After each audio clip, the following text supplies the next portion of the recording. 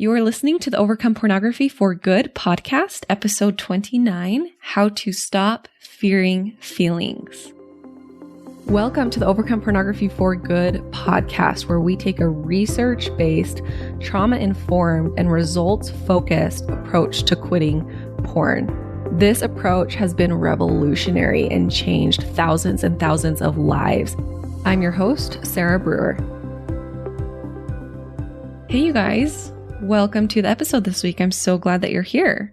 This is a really big and fun week for me. I've just added some new members to my team. One of these new members is another coach to come and help me coach in Overcome Pornography for Good. She's amazing, and I want you guys to meet her, so I'll have to plan a time to get her here on the podcast episode. She has a lot of great insight around pornography and helping people quit pornography. She has some amazing training, some amazing background, great experience in mind-body connection, which is all, ties into the mindfulness, how we're trying to quit porn using mindfulness and by being aware of our thoughts and, just all this great stuff. I'm really excited for you guys to meet her. That is what is happening in my world is I am working on getting her all onboarded and working in the program. So that's pretty cool, pretty fun over here. Also, I don't know how many of you live in Utah, but I think anyone on the West Coast, is it crazy how smoky the skies are? How smoky the skies have been for a long time? I mean, I'm assuming it's smoke. I guess I haven't really looked that much into it except for Google, and Google is telling me that the skies are so kind of yucky from smoke from wildfires. I don't remember it being this bad. I mean, we've had bad wildfires, but I don't remember it being this bad for this long. So that's also happening this week. Yeah, weird. So if anyone has any more information for me on why the skies are so yucky, DM me on Instagram and let me know. So today, the topic is how to stop fearing your feelings. And I really want to talk specifically on how to feel your feelings, how to feel your feelings. Now, when I first started getting into life coaching, I've told you guys that it was completely life-changing. And I would listen to these podcast episodes of people who are life coaches, who I really look up to, Jody Moore, Brooke Castillo. And I would listen to these episodes and I would be driving somewhere and my mind would just be blown every single day. Like, what? That makes so much sense. Well, I was like, light bulb, light bulb, light bulb. And the two biggest concepts that I learned through life coaching that completely changed my life. The first one is that your thoughts cause your feelings. Okay. And I feel bad because I'm just going to kind of skip over this. And I've dived into this in my podcast before in the episode Thoughts versus Facts, and it comes up often, but just this idea that your thoughts cause your feelings, right? I used to think that I felt really bad about myself and felt really bad about my life because I wasn't doing enough, right? That was my big thing. I'm not doing enough. I'm not doing enough. I feel bad because I'm not doing enough. And if I could just do more, I would feel better. If I could just accomplish more, I'd feel better. And then I learned and I saw it so clearly that I don't feel bad because I'm not doing enough. I feel bad because of what I'm thinking. Always, every single emotion that I have comes from my thoughts. That was so eye-opening. And like I said, we're not going to dive into that here, even though I could, talk about it forever and how important it is and what a cool concept it is and how it's, bettered my life, every single aspect, spiritually, mentally, physically, but I'm not going to dive into that right now. So that's number one. That's the first big concept that changed my life, is that your thoughts cause your feelings. And the second is how to feel your feelings. How to feel your feelings. And why this was so life-changing for me is because I used to be very afraid of feelings, especially big feelings, right? And I would do anything to avoid negative feelings. I would do anything to avoid not feeling good enough. And that's where my perfection tendencies came in. And that's when I spent way too much time and energy trying to be perfect and trying to do it right because I didn't want to feel inadequate, or I would avoid being disliked. I didn't want to feel that feeling of being disliked. So it caused me to be a people pleaser and to not really live my life in the way that I really wanted to, and not to go after things that I really wanted to because I was afraid of that feeling. And you know what I used to say? Maybe some of you relate to this, but people would ask me like, what are you the most afraid of? And my answer was always failure. What is your biggest fear? And I would always say failure. And I mean, that's a whole other topic for another time. But that fear of failure caused me to live my life smaller than I could have. And it wasn't helpful. Like I almost thought it was like kind of a cool thing. Yeah, I'm not afraid of anything but failure. I just want to succeed in my life. Oh, but looking back, I just get icky feelings. Like I am so not afraid of failure now, and my life is so much better. So I was always just afraid of emotions. I was afraid of feeling emotions. And this actually came up. I recently did an interview for Reach 10, which is a local nonprofit about pornography. And the interviewer asked me, they said, well, what about when you're really afraid of feeling emotions? Like some emotions are scary and people say, I'm afraid of feeling emotions. And so that's what I want to address today. Because you guys know, I talk about often in the podcast that the only reason that you view pornography is because you're not willing to feel an emotion. And so I hope we're starting to understand that concept. But what might be coming up for you is like, okay, yeah, I'm not willing to feel this emotion and I don't know how to be willing to feel this emotion. And I'm still afraid of feeling this emotion, or whether that's an emotion or an urge or the desire to view pornography. Okay, so that's what I want to dive into today. And here's the thing. Emotions are not dangerous or harmful. Talked about this in depth in episode 4, Stop Fearing Your Urges, which is similar.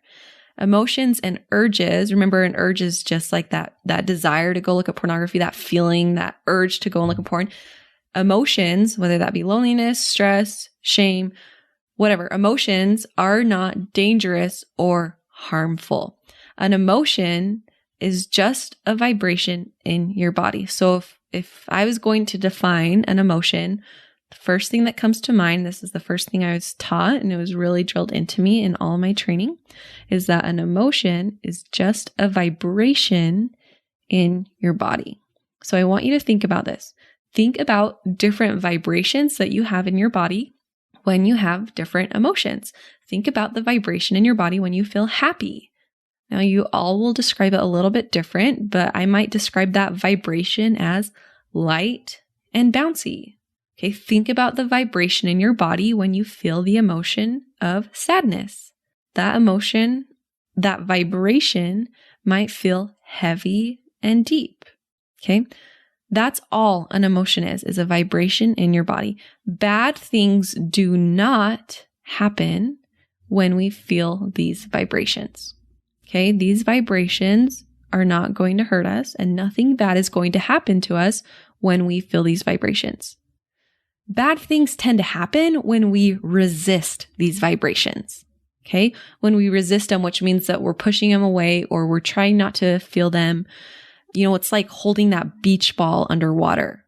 When we're trying to get rid of the feeling, when we're trying to resist them, when we don't feel them, it's like holding that beach ball under water. What happens when you hold a beach ball under water? It just wants to pop up, and it just always pops up and explodes a little bit. That's what happens when we resist our vibrations, when we resist our feelings, not when we feel our feelings. When we resist it, when we hold it under the water, that's when we buffer. Remember, buffer means that's when we do an activity to escape that emotion. That's when we look at pornography. Pornography is a buffer. That's when we people please and when we stop living authentically, is when we're resisting these vibrations. That's when we do anything to escape these emotions. The emotions become a little bit scary, or they can have negative effects when we're resisting them, not when we're just feeling them. So the question that comes up next is how? How can we just feel that feeling? All right, we know that holding the beach ball under the water, holding our emotions under the water, resisting them isn't working. So how do we just feel them? These are the 7 steps that I teach my clients on how to feel a feeling. Okay, so listen up. Step number 1 to feeling a feeling is name it. You have to give it a name to bring it awareness into your body. Okay, so one word.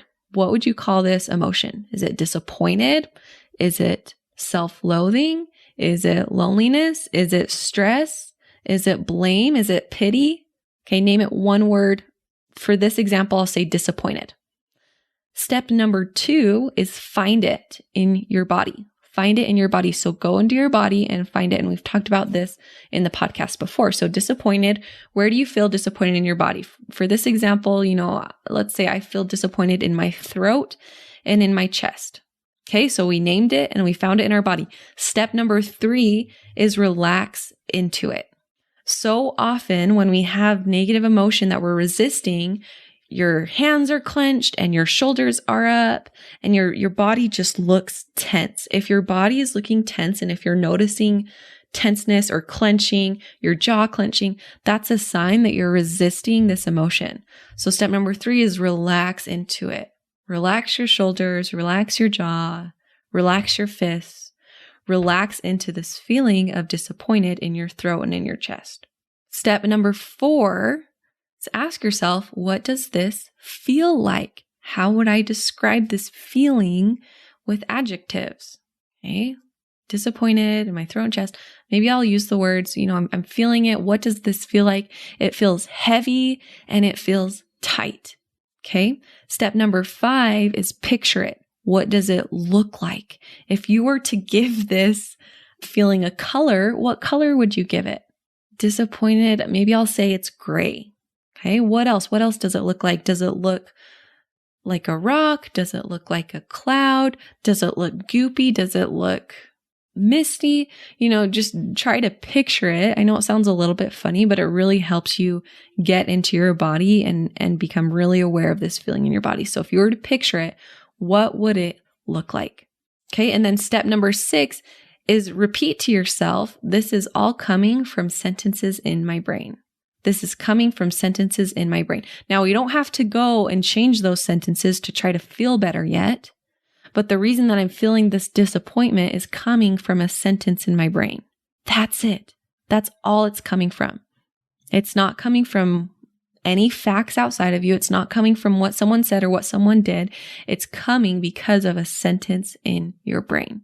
And then step number 7 is allow it until it subsides. I get a question often, okay, well, how long do I do this for? And my answer is always just do it until it goes away. And that might be a long time. And it might be a day. It might be a couple days. It might just be a few minutes. It might be an hour. I don't know. The idea here is allow it to be there until it subsides. And that doesn't mean that you just have to sit in your room going through these 7 steps for hours and hours and hours. No, you can do it the first couple times, get the hang of it, and then just allow it to be there with you while you're going throughout your day. So, just kind of this idea, this is disappointment. I'm feeling it in my throat and my chest. It feels heavy and tight. I'm relaxing into it. It looks like a gray rock that's just sitting in my chest. And this is just following me around today. So this is with me today as I'm doing my work. This is with me today as I'm doing the dishes. Okay. And you allow it to be there until it goes away. All right. So again, those are the 7 steps. Let me say them again. Step number 1 is name it. Step number 2 is find it in your body. Step number 3 is relax into it. Step number 4 is ask yourself, what does this feel like? Step number 5 is picture it. What does this look like? Step number 6 is repeat to yourself, this is coming from sentences in my brain. And step number 7 is allow it until it subsides. Okay, and I can imagine some of you saying, okay, yeah, but what if it gets to be too much? What if this feeling just gets to be too much and I just can't handle it anymore? And whenever clients come and say that to me, I always take them through this exercise pretending that I am an alien. So if this is you and you're like, okay, but this emotion, what if this gets to be too much? I want you to pretend that I'm an alien and I've never felt an emotion before. I've never felt an emotion before. And you're telling me about this goal that you have to quit viewing pornography. But this emotion, this feeling, loneliness, let's say it's loneliness, keeps coming up and keeps leading you to view pornography. And so I'm like, oh, that's so fascinating. What's loneliness? What is this thing that's keeping you from reaching your goals? Why is loneliness keeping you from quitting pornography? You're like, well, it's a feeling. And me, the alien, I'm like, okay, well, what is a feeling? You say, well, I feel this vibration in my chest and it feels horrible. And I'm like, there's something in your chest? And you say, no, there's nothing in my chest. It just feels bad. It just feels heavy and sharp.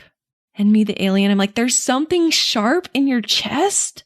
You say, no, there's nothing sharp in my chest. It just feels that way. Like, okay, tell me more. I'm trying to understand, what is it about this that's making you go and view pornography when you're telling me that you don't want to view pornography? You say, well, it makes it kind of hard to breathe. Like, loneliness makes you stop breathing? You're like, no, emotions don't do that. It just makes it hard to breathe. It just makes it feel kind of hard to breathe. I can breathe okay. Like, okay, you can breathe okay, and nothing is actually hurting you. Nothing is really sharp, pointing sharp through your chest. You're like, no. So if I understand right, this emotion that is too much, it's something that feels heavy, but it isn't heavy. And it's something that feels sharp, but it isn't actually sharp. And it's something that makes it feel hard to breathe, but you can actually breathe just fine. And that's what's keeping you viewing pornography, right? When we can really take these emotions and, strip them down to their core, what they really are, what this vibration in your body really is, we can start to see how manageable they are and how they really are never too much. They are never too much because we can sit with a little bit of sharp pain in our chest. Doesn't feel good. It's not fun, but it's also not dangerous. We can sit with a little heaviness in our chest. Absolutely we can do that. We can sit with any of these vibrations in our body. And that doesn't mean that it's like easy or really fun, but it's also never something that you need to get rid of. All right. And this is also just a skill, something that we need to practice and learn. And I promise you, the more that you practice these 7 steps and the more that you practice sitting with these emotions and these feelings, the better you get at it. And it will become so much easier to quit viewing pornography. So much easier to quit viewing pornography. I had a client who reached out to me this month and he's made some amazing strides in his porn habit. I mean, I think this whole month he hasn't had any slip-ups. And what he said is, this has been one of the hardest months of my life because of certain things that have happened that are triggering emotions, right? He's feeling a lot of sadness and some grief of some stuff that happened in his life. But he's been able to feel those feelings instead of run away from them with pornography. And he was telling me just how he can't believe how empowered he feels and how much more equipped he feels to handle anything that life throws at him. This is really like why this is so mind-blowing, is that this skill, you guys, is the key to living a really amazing life and being able to accomplish anything that you want to accomplish. The only thing that keeps you from accomplishing things is your unwillingness to feel emotions. Maybe you're unwilling to feel failure, or you're unwilling to feel embarrassed. You're unwilling to go for things because you don't want to feel rejected, right? How many of us keep ourselves from asking that person out because we don't want to feel the feeling of rejected? But what if feeling rejected wasn't a problem and it was really simple and you were really good at feeling it? You could do so many things. You could ask out that girl. You could ask out that guy. You could go after whatever it is that you want to go after in your life if you're willing to feel any emotions in your life. And you could quit pornography if you're willing to feel the emotions that come up that make you want to escape and run away from those emotions. Okay. All right, you guys, that's my message for you today. Let's stop fearing our feelings, okay? Let's dive into them, figure out what they really are, breathe into them, and really practice this skill. You'll be amazed at what you can do. You'll be amazed at what you can do once you learn this skill. All right, you guys, talk to you next week. Bye-bye. If you're ready to apply what you're hearing in this podcast and finally overcome pornography for good, I'd love to be your coach. I've created a virtual program with the intent to give you everything that you need to quit. Once you join, you have lifetime access to the content and lifetime access to individual support through coaching calls and coaching boards. For more information, check out sarahbrewer.com/work with me.